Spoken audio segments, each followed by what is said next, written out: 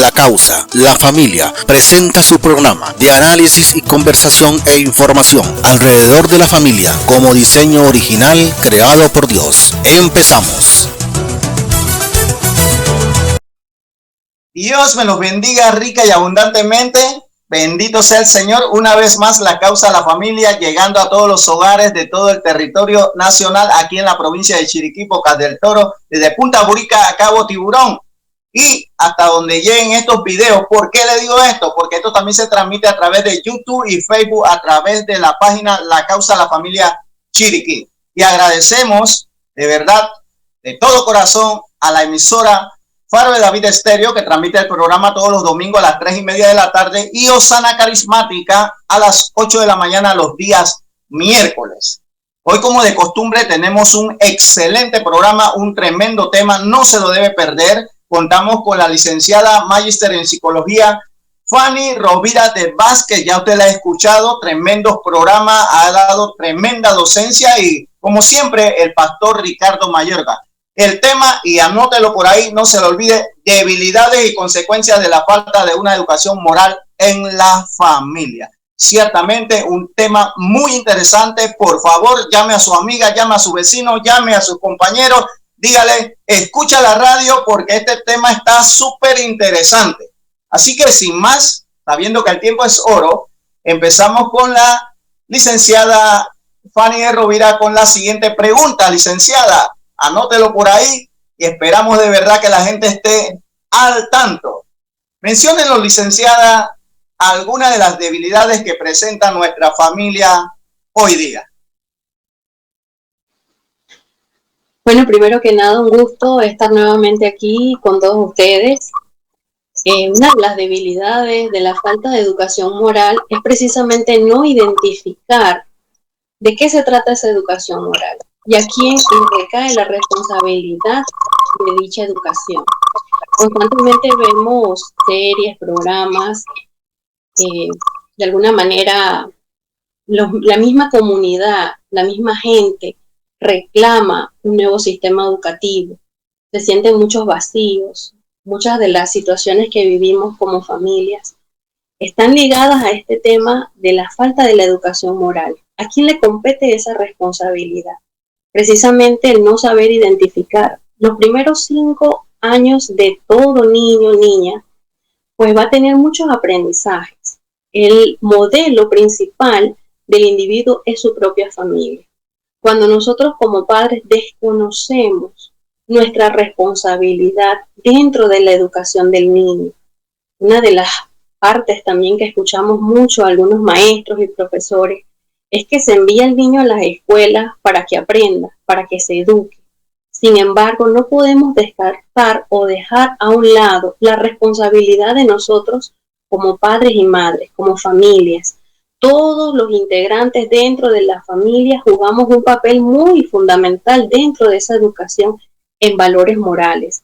Cuando hablamos de la moralidad, hablamos de un conjunto de valores que muchos de ellos se han perdido, pero precisamente no podemos solamente responsabilizar a la sociedad o a la comunidad o al sistema educativo. Esa responsabilidad nos compete a nosotros. Esos 5 primeros años del niño, de la niña, son fundamentales. Esa falta de educación moral también ha acarreado muchísimos problemas, pero la debilidad principal que tienen nuestras familias, cuando nosotros no nos responsabilizamos de darles educación, es una mala comunicación integrativa dentro de la familia. Nuestra comunicación inmediatamente se decae. Es una comunicación vacía, es una comunicación ausente.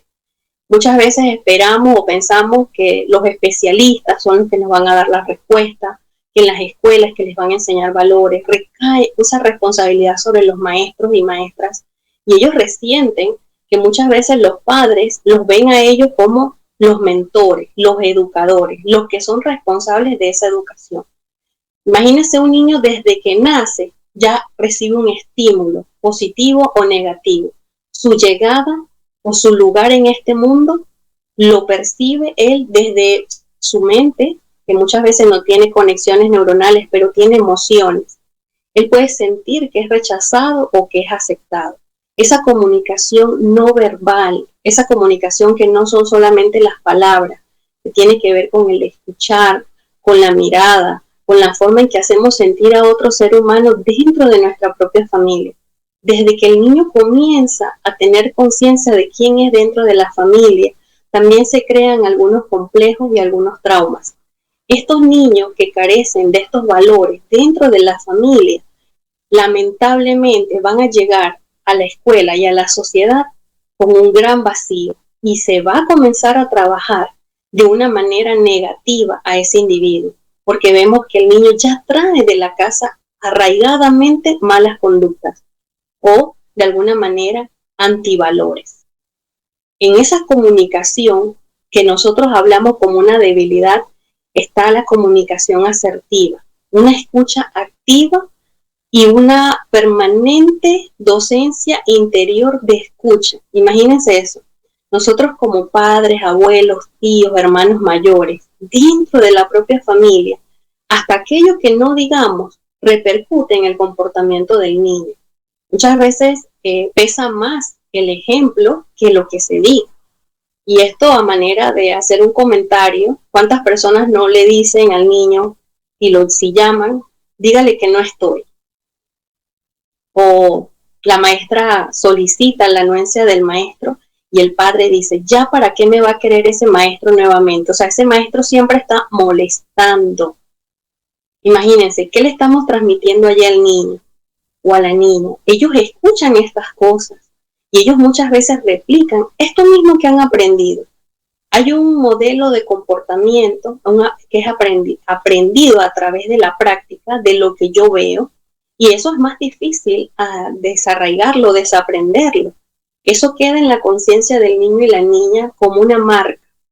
Hasta el comportamiento y la comunicación entre los miembros de la familia.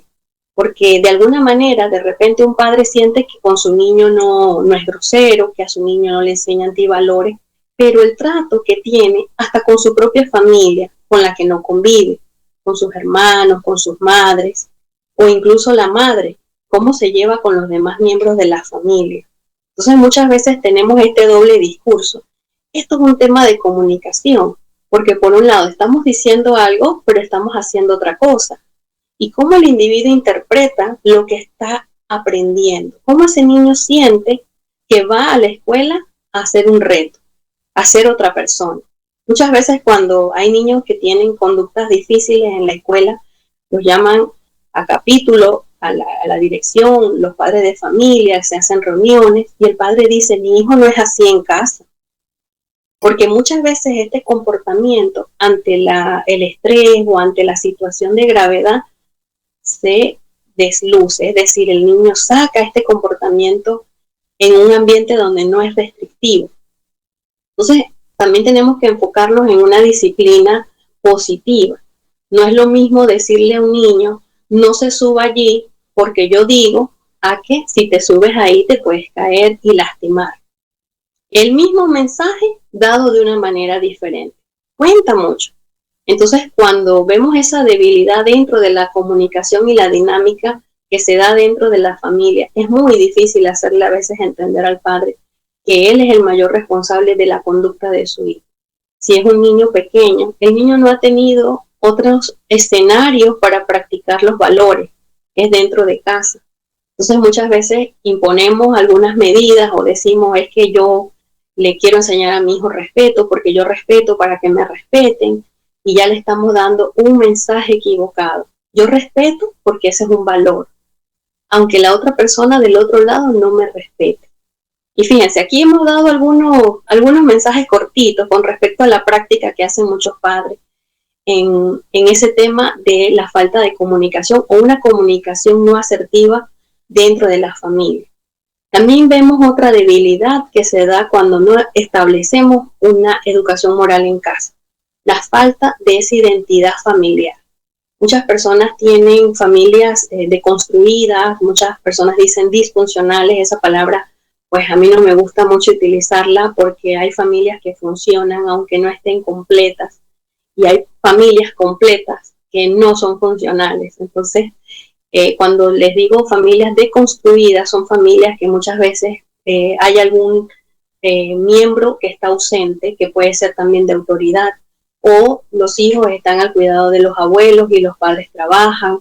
Entonces, este tipo de identidad de quién es mi familia. Hay un test que utilizamos en psicología, que es un test proyectivo de personalidad, y se le pide al individuo que dibuje su familia.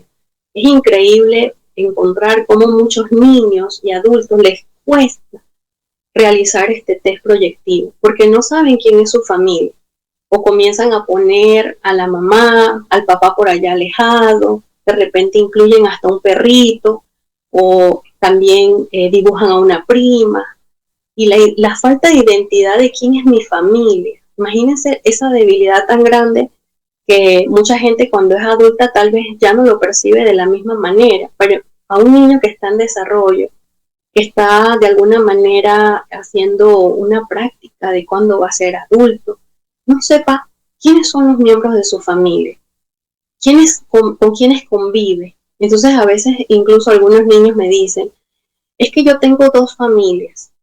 Una es la familia cuando voy donde mi papá y otra es mi familia cuando voy donde mi mamá.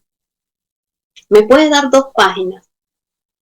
Entonces imagínense lo complejo que es para la mente de ese niño en formación el no poder identificar a dónde pertenece, cuál es su familia. Entonces también la misma formación de nosotros como seres humanos de esta falta de moral, porque la moral tiene que ver también con un sistema o conjunto de prácticas que nos llevan a tener una sociedad sana. Incluso en muchos lugares o en algunos países se ha eliminado esa materia, la materia de cívica y morales. Nos enseñaba muchísimo cómo ser respetuoso. Hoy en día mucha gente incluso pasa al frente cuando están izando la bandera y la persona que está encargada está izando la bandera y la gente ni siquiera se detiene. Cuando es un estamento de seguridad, ellos usan un silbato. Imagínense lo sorprendente que es la carencia de esta falta de educación cívica y moral también, aquí incluyo la cívica, porque muchos extranjeros se detienen, porque ellos están muy claros de que cuando es un símbolo patrio se hace de esa manera, esa práctica.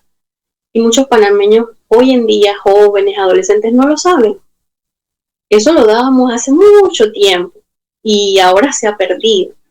Entonces, incluso son prácticas que muchas veces se han normalizado equivocadamente.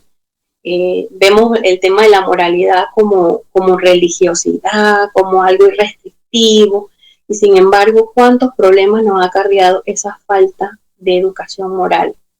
La ausencia de roles es otro punto que causa debilidad dentro de la familia. Muchas veces encontramos familias donde el hijo siente que sus padres no tienen ninguna autoridad con él cuando ya él cumple 18 años, por ejemplo. He escuchado también niños y jóvenes decir, es que este es mi espacio dentro de mi casa, este es mi espacio privado dentro de mi casa.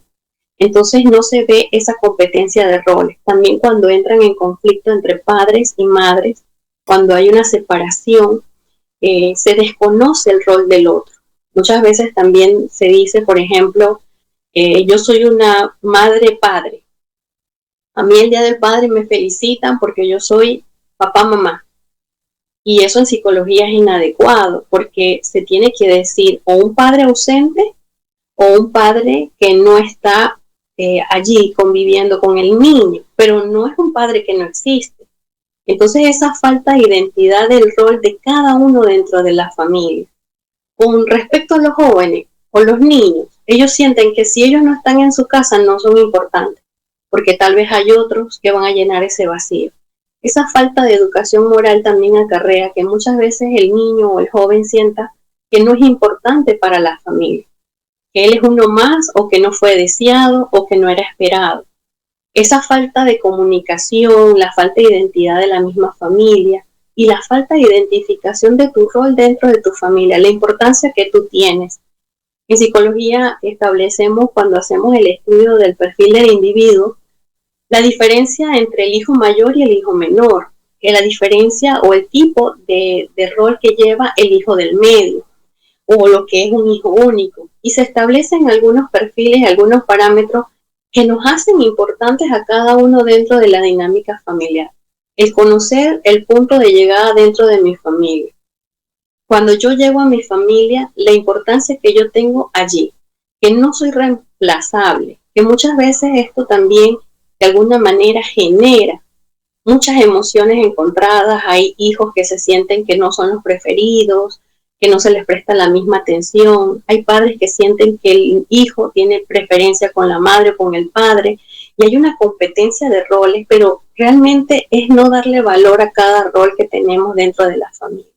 Mi rol como hermana, mi rol como hija, mi rol como esposa, mi rol como abuela. Entonces, qué bonito es que nosotros podamos retomar esa educación en la familia desde el punto de vista de los roles, de la importancia que cada uno tiene dentro de su familia. Y otra debilidad que causa el no tener una buena educación moral es el aislamiento. Como no conozco de qué están hablando o de qué es lo que se va a imponer ahora, entonces el desconocimiento me causa temor y yo me alejo. Es decir, no quiero entrar en debate, o simplemente ahora no vengan a decirme cómo es que yo me tengo que comportar dentro de la familia, y vemos personas que se aíslan, tanto padres, madres, hijos, hasta abuelos. Hay abuelos que sienten que no tienen ninguna potestad para dar su opinión en cuanto a la crianza de sus hijos, o algunos sobrepasan entonces su rol y se imponen como padres. Esto también a veces ha creado mucha fricción, porque la falta de reconocer cuál es mi rol dentro de la familia ocasiona entonces que haya muchas separaciones o que haya mucha deconstrucción de la familia. Vaya, licenciada. De verdad que yo creo que me ha roto todas las expectativas con respecto a las preguntas que tengo aquí. Bendito sea Dios. Y creo que las otras 3 preguntas que voy a hacer van a ser más breves. Bendito sea Dios. Y definitivamente el ejemplo empieza por casa. Hay un refrán por ahí que dice la gente que hijo de tigre nace rayado. Inclusive a veces se dan golpes de pecho cuando hijos hacen cosas que hacen los padres que no son bien vistas, pero se las aplauden porque el papá las hace. Eso es tremendo. Pero gracias a Dios también nos dice la palabra del Señor: instruye al niño de pequeño y aun cuando fuere viejo no se apartará de los caminos.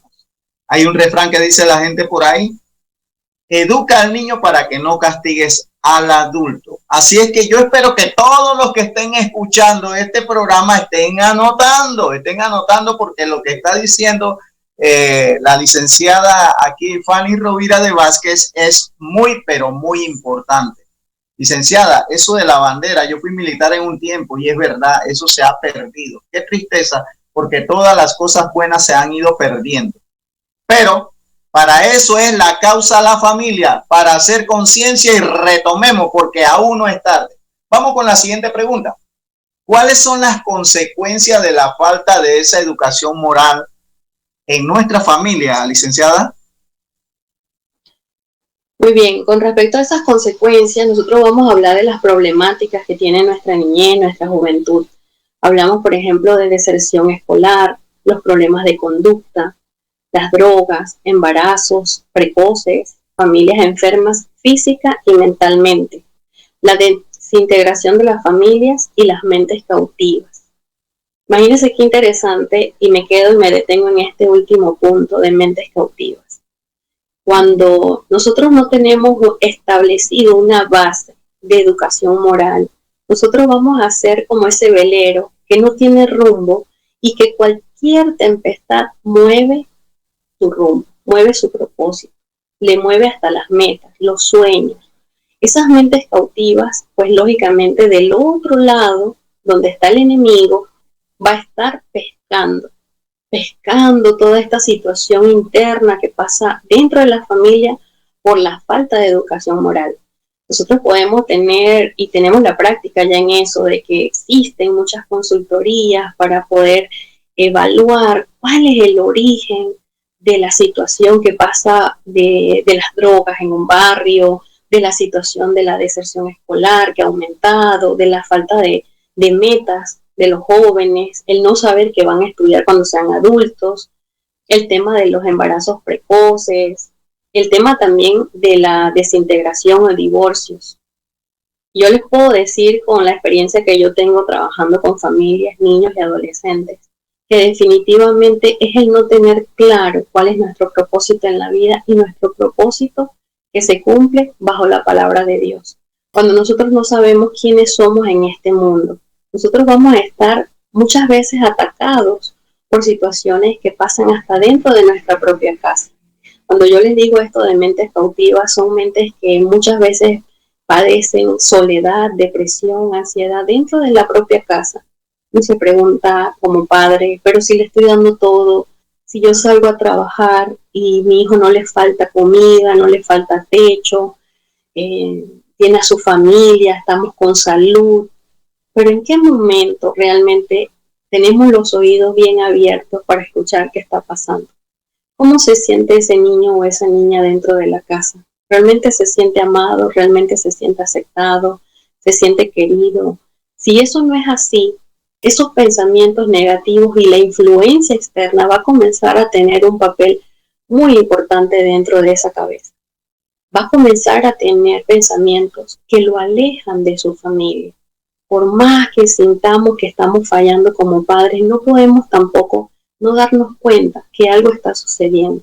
Cuando ese niño o esa niña no quiere hablar conmigo, no hay un tema de comunicación conmigo, o me hace grosería, o ya no quiere ir conmigo a hacer compras o a ir a la iglesia, porque también pasa eso.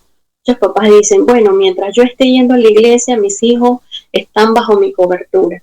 Ellos van a estar, yo voy a estar orando por ellos y ellos van a estar bien.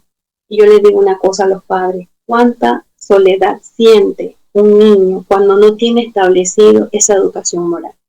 Cuando no se le enseña desde pequeño cuáles son los mandamientos, cuáles son los principios. A veces los recitan o los dicen porque hay una materia de esto que se llama religión, pero la moralidad que yo le estoy dando también con el ejemplo, con lo que yo estoy haciendo con él. A veces somos luz en la calle y oscuridad en la casa.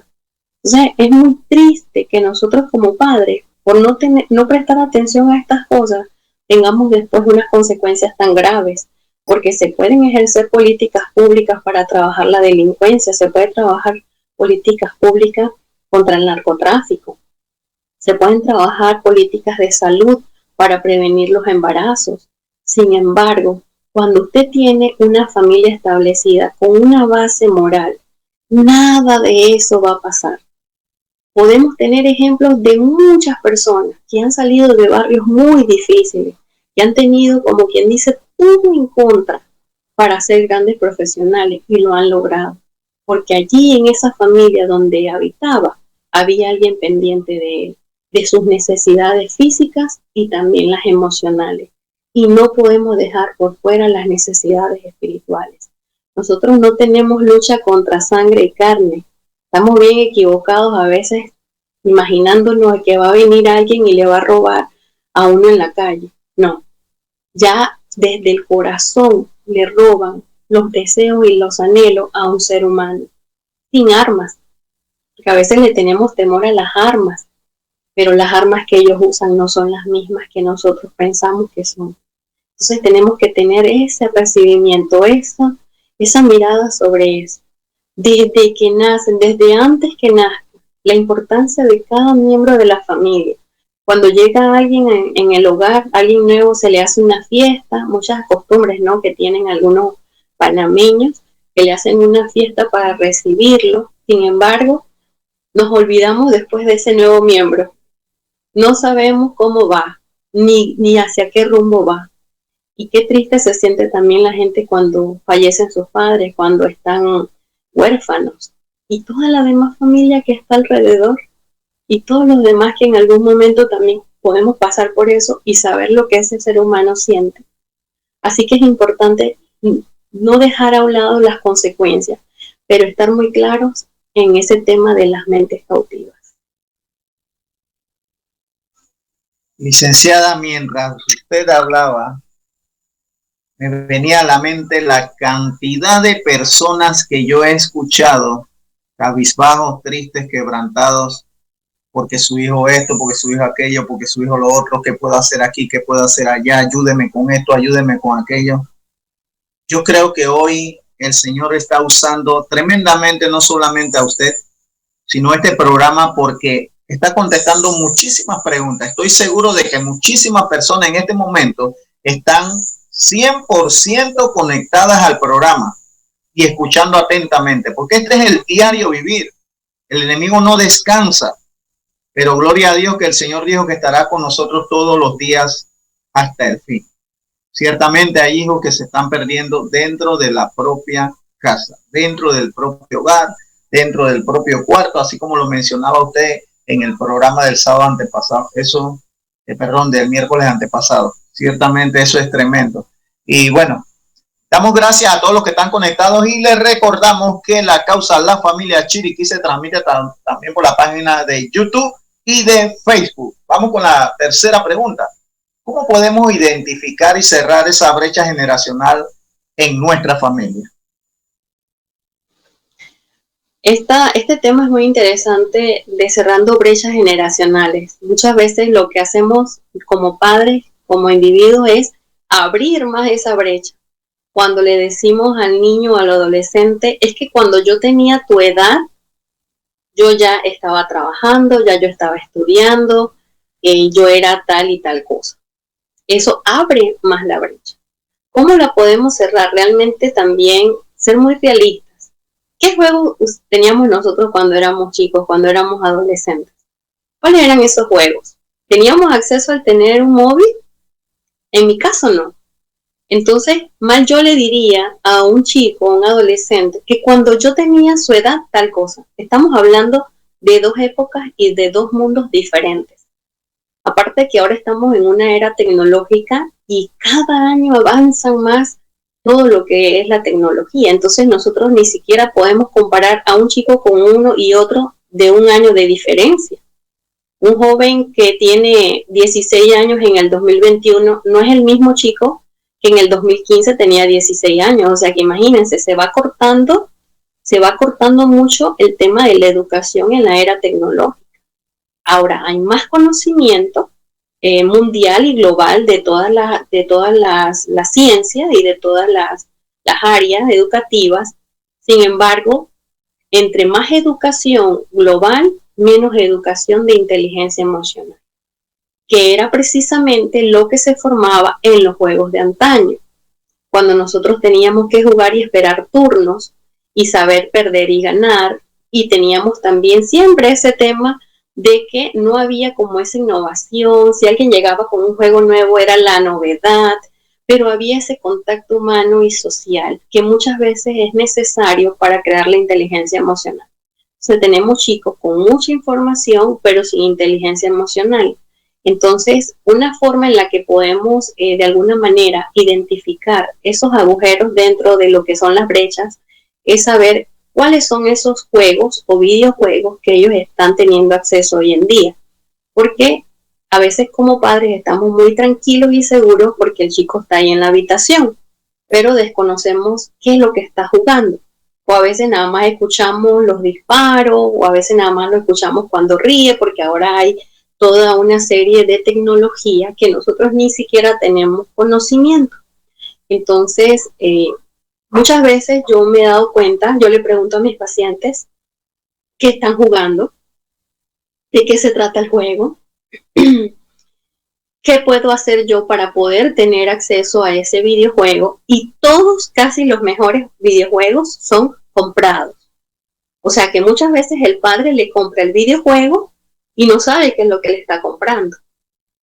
Algo que me sorprendió mucho también en esta investigación que yo hago con mis adolescentes es que en las salas de videojuegos usted se conecta con gente de cualquier lugar del mundo y puede hasta inclusive mantener una comunicación y pasar o trasladar alguna de las otras redes sociales por donde no se comunica.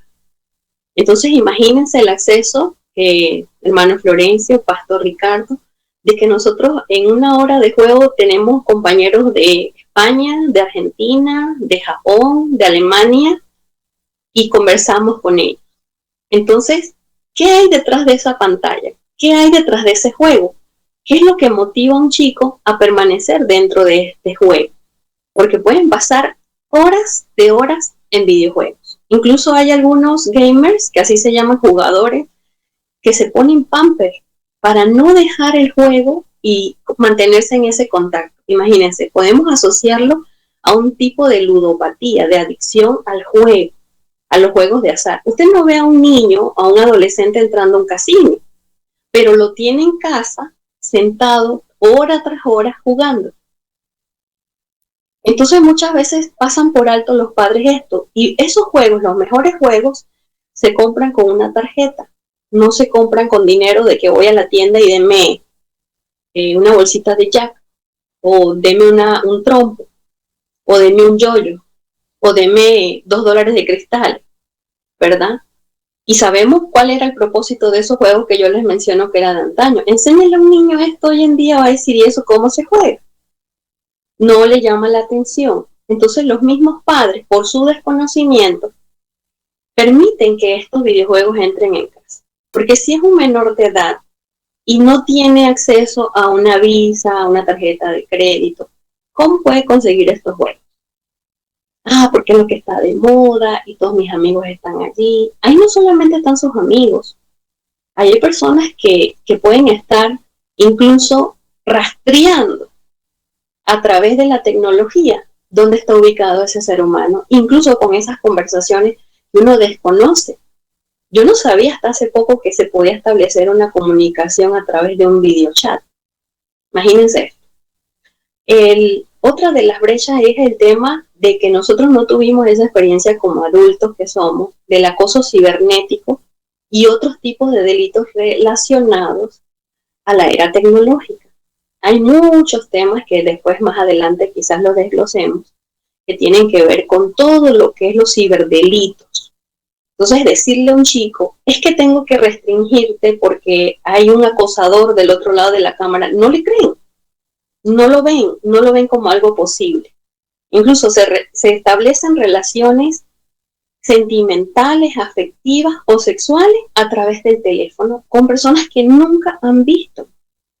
Incluso hay en países como Estados Unidos, han habido programas donde se rastrean estas simulaciones de perfiles de personas que inventan un perfil y enamoran a otra y luego se disecciona a la persona y son relaciones que se pueden establecer en muy corto tiempo. Yo he atendido jóvenes que los padres han secuestrado, imagínense esa palabra, secuestrado un teléfono, cuando esa no debería ser la palabra, ¿verdad? Porque el joven está, o la joven está hablando con una persona con una conversación muy elevada de tono y siente que le están invadiendo su privacidad, se siente morir, siente que se va a asfixiar en ese entorno de familia, ha establecido una relación sentimental o sexual con alguien que nunca ha visto, de otro país, y esto es muy peligroso. Y los papás me decían, pero ¿cómo si para que uno se enamore uno tiene que ver a la persona? Pues esto no pasa con los jóvenes, porque ahí está el tema de las mentes cautivas. Si hay soledad, si hay aislamiento, si no se ha establecido una buena comunicación en familia, y si me lo está dando un móvil, una computadora, si me está llenando ese vacío y ese espacio, ¿qué creen que va a pasar en ese individuo? Otra cosa, pensamos, él pasa su tiempo en su cuarto, pero no le hacemos restricción de cuántas horas está realmente viendo ese teléfono. Muchos padres se duermen y el chico pasa toda la noche conectado al dispositivo móvil y cuando es la hora de dar clases o cuando es el día está dormido. O sea, tienen un horario contrario al de nosotros. Entonces los padres muchas veces que tienen que ir a trabajar, que tienen que realizar algunas labores al día siguiente, se irritan y sienten, pero bueno, me quedo tranquilo porque está en casa. Así que allí no me voy a meter mucho porque, bueno, estoy más tranquilo por ese tema de que él está en casa. Viene un tercer punto, el de las malas compañías. Cuando yo estaba pequeña, cuando estaba adolescente, mi mamá identificaba cuáles eran las malas compañías, tanto hombres como mujeres. No me gusta esa niña, cómo se viste, no me gusta de dónde viene esa familia, no me gusta ese niño cómo habla, no me gusta esa música que estás escuchando, no me gusta esa influencia negativa que tienes, sabían quiénes eran tus compañeritos de la escuela, con quién salías. Ahora nada de eso pasa. Hay chicos que no se relacionan con nadie, no salen, o no parece que tienen malas compañías, y sin embargo, si usted revisa su teléfono o las redes que tienen, a quienes siguen, esas son sus malas compañías. Pero muchos padres no se toman la tarea o piensan que como ellos no vivieron eso, el chico no le está pasando nada. No le estoy viendo con malas compañías. No estoy viendo que alguien esté fumando o tomando drogas y le esté dando a mi hijo. Pero le está dando cosas peores, ¿saben? Si realmente nos pusiéramos en esa investigación de revisar cuáles son las páginas y influencers que les llaman así ahora, que mi hijo está teniendo y sigue y los tiene como modelos, nos espantaríamos. Porque una de las formas en la que yo acorto esa brecha con mis adolescentes que atiendo es que les pregunto qué series ven, qué películas ven. Me tomo la tarea de ver las películas, de ver las series, muchas veces hasta con temor. Y les digo, hasta son de broma. No pueden ser cosas violentas porque si no, no voy a dormir. Y me tomo la tarea a ver lo que están viendo. Casi todo lo que se está muy de moda en los jóvenes tiene que ver con formas de jóvenes que no se les determina su identidad sexual. Los animes, las mangas, la música que escuchan, esa despersonalización desorientada de su sexualidad. Imagínense qué triste que como padres pensemos, mi hijo está en casa, no está pasando nada, yo mismo prefiero comprarle los juegos para que se quede tranquilo, porque si no le compro el juego va a estar irritable, y le estamos dando la puerta abierta al enemigo a través del mundo. Ay, ay, ay, ay, ay, ay, ay. Aleluya. Está cayendo alcohol sobre la herida, hermano. Y el alcohol cuando nos ponen en la herida es para sanar. Así es que no se sientan mal. Todos y muchísimos de los que estamos escuchando este programa hemos fallado, hemos cometido muchos errores, pero para eso es esto. Yo sé que ahí está Pastor Ricardo que quiere decir algunas cositas. Pastor Ricardo, adelante. Amén. Muchas gracias, hermano Florencio. Qué agradable poder tenerle a usted hoy aquí en este programa, en conjunto con nuestra hermana Fanny y con toda esta radio audiencia que nos está honrando con su atención.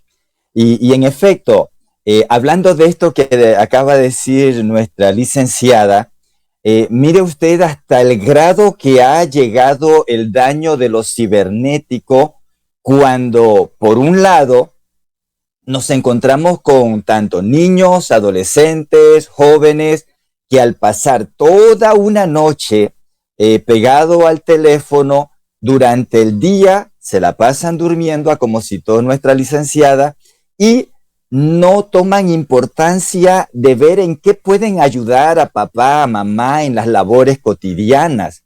Y entonces están ajenos de todas las responsabilidades que deberían tener como hijos en casa. Entonces es una situación bastante delicada, donde hoy día es importante que nuestros niños puedan aprender a los quehaceres de la casa, nuestras niñas igual, con la finalidad de que puedan ser hombres y mujeres de futuro, de bien, que puedan ayudar y aportar dentro de las labores cotidianas en su familia. También, por otro lado, nos hemos encontrado de jóvenes que se enamoran hasta por internet. No saben con quién van a entablar una relación formal que es hasta que la muerte los separe. Pero a través de las líneas de internet, entonces ya entablan una relación y después vienen las consecuencias. Bien, nuestra licenciada decía al inicio, hablaba de algo que me gustó muchísimo, donde entre otras cosas dijo que el modelo principal de cada niño, óigase bien, estimados padres de familia, el modelo principal de cada niño es su propia familia. Resulta entonces que ese niño va a modelar ante la sociedad la forma que está aprendiendo en casa. Entonces, estimados padres, ¿qué es lo que nosotros estamos esperando que nuestros niños modelen a lo exterior de nuestros hogares si en casa no le estamos dando ese modelo correcto de una moral adecuada? Entonces, hoy día nos encontramos, por otro lado, con un sistema del Estado que pretende, en su buena intención, posiblemente, claro que sí, pero también no deja de haber otro trasfondo allí. Pero nos encontramos también con un Estado que quiere darle solución a esta problemática moral que hay en nuestra sociedad, y la solución que pretende darle es enseñar al estudiantado a cómo usar un preservativo para evitar las enfermedades de transmisión sexual, para evitar las niñas salir embarazadas a temprana edad, enseñarle el uso de los anticonceptivos, porque tenemos una situación alarmante y aquí no hay otra solución que sencillamente darle este conocimiento a nuestros niños, adolescentes y jóvenes. Pero, que eso es una necesidad, nosotros no lo estamos obviando, pero que es la necesidad primordial y original que debe haber en ese niño, no lo es. Lo que sí es lo esencial es ese trabajo educativo moral que en casa nosotros como padres le estamos brindando a esos niños para que ellos desde temprana edad, ellos aprendan a enfrentar la vida. Que nosotros como papá y mamá empecemos a enseñar a nuestros hijos sobre los diferentes cambios que van a tener en su anatomía, a enseñarles a ellos cuando ellos van a empezar a sentir esa atracción, el niño por una niña, la niña por un niño, empezar a enseñarles a hablar con ellos a temprana edad. Hoy día, dentro del sistema del Estado, no deja de haber pretensiones ocultas internacionales que quieren aprovechar y ser ellos quien le den la educación sexual a nuestros niños y dársela de una manera contaminada. Entonces ellos presentan una aparente justificación a su intención. Y es que ellos dicen, pero si es que en casa no les están enseñando, entonces pues nosotros tenemos que hacerlo. Bueno, pues padres de familia, vamos a hacer el trabajo que tenemos que hacer en casa. No es cuando salimos a la calle que nosotros vamos a querer que nuestros hijos modelen un ejemplo o una conducta que no la están viendo en nosotros, ni mucho menos la están recibiendo de nosotros. Entonces, qué glorioso que estamos recibiendo en este día informaciones muy importantes para que podamos tener esa familia.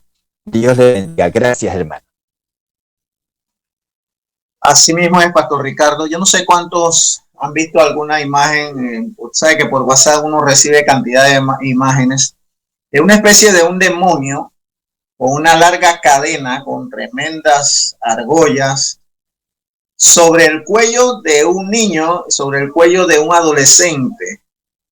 Lo lleva así como si llevase un pitbull, un perro, y el niño o el adolescente con un celular en su mano. Igual hubo un pequeño video por ahí que circuló bastante de un niño sin suéter, con los ojos los tenía hundidos, se veía como amarillo. Le habían quitado el aparato de las manos, pero él seguía jugando con eso como si lo tuviera en la mano. La mamá lloraba y le decía el nombre, no recuerdo el nombre, pero le decía, hijo, hijo, por favor. Y el niño estaba jugando, tal vez en su mente pensaba que todavía tenía el aparato en su mano. Esto es terrible. Y tal vez muchos padres de familia, personas que ahora mismo nos están escuchando, dirán, oh, wow, ¿qué hemos estado haciendo? Y tienen miedo, pues. Déjeme decirle, el objetivo de este programa es que conozcamos la realidad de las cosas que están pasando. Pero no es nada más para que usted quede con el miedo, es para que usted obtenga respuestas de cómo poder corregir. Y ahí vamos con la cuarta pregunta. Las acciones en la prevención. ¿Cuáles son esas acciones que como padres tenemos que tener presentes? Primero que nada, si son con adolescentes la problemática, tenemos que escucharlos sin juzgarlos, precisamente para cortar esa brecha, porque las situaciones no han sido nada más provocadas por un entorno externo, sino también por lo que nosotros por desconocimiento hemos ocasionado. Así que en ese sentido no podemos juzgar al joven por lo que está haciendo, porque cuando hay un vacío, ese vacío va a ser llenado. Si no lo estamos llenando nosotros con una educación moral oportuna, a tiempo, entonces eso va a ser llenado por situaciones extrañas y muchas veces peligrosas. Y cuando ya el joven está de alguna manera infectado, porque no lo puedo llamar de otra manera, con esta nociva carga cibernética que le va a traer al niño también algunas consecuencias si se lo quita de un solo tiro o de un solo viaje. Y hemos visto casos muy tristes donde niños se han suicidado porque les han quitado los móviles. Yo necesito que cada padre haga conciencia de cuál es su labor dentro de la familia y si puede ir a un especialista para que le ayude a trabajar esto con el niño. También establecer límites en el uso de los dispositivos electrónicos. Le he escuchado a muchos padres, hasta abuelos, decir es que ahora como se dan clases virtuales, pues créanme, y se lo he escuchado a los mismos jóvenes, durante sus clases ellos están conectados en juego, porque usted pone la camarita, se conecta y usted puede estar haciendo otra cosa. Y eso como docente, como maestro, muchas veces lo pasamos por alto. Y como padres también, pensamos que está dando clases y no lo está haciendo. Esto a voz de los propios jóvenes. Tenemos que aprender sobre las diferentes redes sociales. Nosotros tenemos las clásicas, pero hay muchas más. Incluso hay algunas donde se distorsionan o se le ponen otros perfiles. Y esto es muy peligroso porque detrás de esa red también hay depredadores. Entonces van a estar cazando todos aquellos niños o niñas que se sientan de alguna manera aislados dentro de su familia, que son más propensos a caer en situaciones de peligro. También, vuelvo a repetir, revisar cuáles son las redes que ellos tienen, revisar cuáles son las páginas o personas que ellos están siguiendo, involucrarnos en lo que ellos están viendo, escucharlos sin juzgar, punto uno. Eso lo tenemos que estar siempre presente, no decir solamente no me gusta eso y no escucharlo. Usted puede, siéntase a ver alguna serie o alguna película con su hijo de lo que él ve y después usted puede opinar. Y si no tiene la forma, busque un especialista que le ayude. Usted es el que tiene el control, no el niño, no la sociedad, no las redes sociales. Es usted el que tiene el control. Incluso, aunque sea una persona que no tiene criterio formado y es mayor de 18 años y está bajo su techo, usted sigue teniendo el control. Porque muchas veces la pregunta que conlleva, ¿a quién le compra el móvil? ¿Quién paga el internet en casa? ¿Quién paga la tarjeta de teléfono? Y todas estas cosas que uno a veces dice, pero si el mismo padre es el que provoca muchas veces por desconocimiento que los hijos entren en estas situaciones de peligro. Entonces invitarlos con amor a realmente jugar un papel predominante y no dejarnos arrebatar nuestra familia dentro de la casa.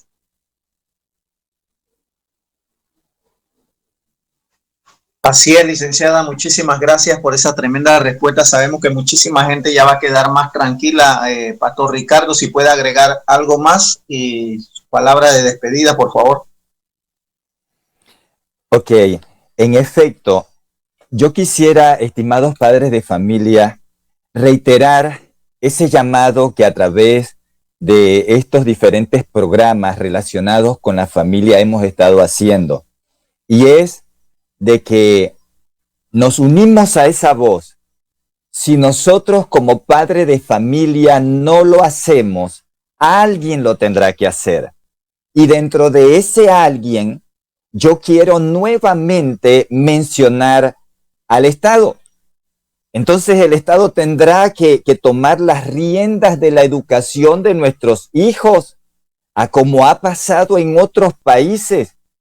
Y no generalizo a todos los funcionarios, pero sí puedo decir y afirmar que de entre ellos hay personas que van a llevarle un material nocivo de educación sexual y reproductiva a nuestros hijos, a como lo fue, por ejemplo, un caso en una escuela para padres, donde un funcionario estaba enseñándole allí a los padres de familia, delante de sus hijos, que si su niño se creía una niña, pues sencillamente el padre tenía que respetarle eso, porque ese era el derecho de ese niño. Entonces, notemos, ya tenemos las referencias, estimados padres de familia. Si nosotros no lo hacemos, entonces otro lo va a hacer. Pero la problemática es cómo lo va a hacer. Luego, entonces, no nos estemos levantando nosotros contra un sistema que está queriendo adoctrinar a nuestros hijos, llevándolos por mal camino, cuando eso lo pudimos evitar a través de nosotros hacer nuestro trabajo con nuestra familia. Presentémosles, hagámonos amigos de nuestros hijos, que ellos no nos vean únicamente como su padre o su madre, que nos puedan ver también como sus amigos, como aquella persona en la cual pueden depositar confianza. Démosles tiempo. ¿Qué tiempo le estamos dando a nuestros hijos, estimados padres de familia? Necesitamos con carácter de urgencia que en vez de que nuestros hijos quieran ser como otros, que lo vean a usted como ese ejemplo a seguir. Qué bonito ha sido cuando nos hemos encontrado con hijos que dicen, yo quiero ser como mi papá o como mi mamá, una persona respetable, ejemplar, educado. Qué bonito. Entonces, pero si ellos no ven ese modelo en nosotros, por el hecho de que nosotros no lo despertamos en aquello, ellos van a ver entonces en los cantantes que hablan pornografía en esas letras de esas canciones, que se visten de manera pornográfica y lujuriosa. Eso es lo que ellos van a ver y eso es lo que ellos van a practicar. Así que, estimados padres de familia, les dejamos todos estos consejos con todo el mejor anhelo. Gracias, estimada licenciada, por su docencia. Gracias, hermano Florencio, por su participación con nosotros. Así es, Pastor Ricardo, de verdad que tremendo programa. Agradecemos también a todos los oyentes que están en sintonía y los exhortamos a promover este programa, a incentivar a otras personas a que se unan a este movimiento y escuchen estos programas que son muy importantes en la educación de los hogares, de las familias. Son transmitidos, recuerde, por Osana Carismática 94.9 los días miércoles de las 8 de la mañana, en Faro de David 104.5 a las 3:30 de la tarde los días domingos. También tenemos en las redes sociales de YouTube y Facebook la página La Causa La Familia Chiriquí. Agradecemos también a CR Media, que siempre con la ayuda del técnico acá, Manuel Castillo, es el que lleva a cabo todas estas grabaciones. Sinceramente, hermanos míos y amigos, nosotros no contamos con apoyo financiero de las personas, de muchísima gente o de empresas. Y estos programas creo que caben en su corazón y en su mente de que son necesarios hoy en día para la familia. Así que aquella persona que cree que pueda ayudar a que este programa siga grabándose y siga transmitiéndose, no solamente en Osana y en Faro, sino también a través de otras emisoras, por favor, no lo dude. Es una manera muy buena de sembrar. Llame al 6901-9584, 6901-9584, o también al 6695-3739, 6695-3739, y comuníquese con el pastor Ricardo Mayorga. Se lo agradecemos mucho. Sigamos en sintonía. La Causa La Familia Chiriquí. Bendiciones.